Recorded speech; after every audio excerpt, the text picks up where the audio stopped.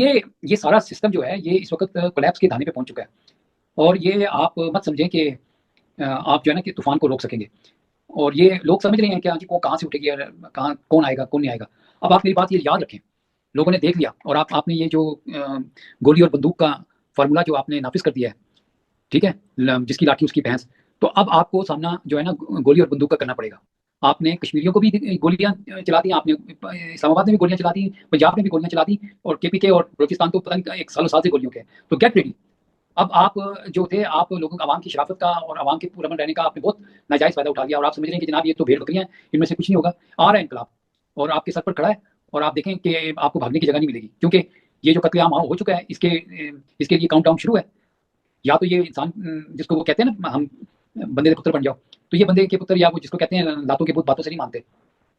तो बस अब हालात और वाक़यात जो हैं वो रुख इख्तियार करने जा रहे हैं। मैंने आपको पहले कह दिया, आपने गोली और बंदूक का फ़ॉर्मूला दे दिया है। अब जब अगर वो दूसरी तरफ से किसी ने गोली और बंदूक उठा ली, तो बस फिर आपको तो छुपने की जगह भी नहीं मिलेगी। वो जैसे कैसर बंगाली साहब जो थे पाकिस्तान के बड़े नामवर मशीदान हैं, वो तो कह रहे थे कि इनको ये फ़िक्र है कि हमने एयरपोर्ट कैसे पहुँचना है।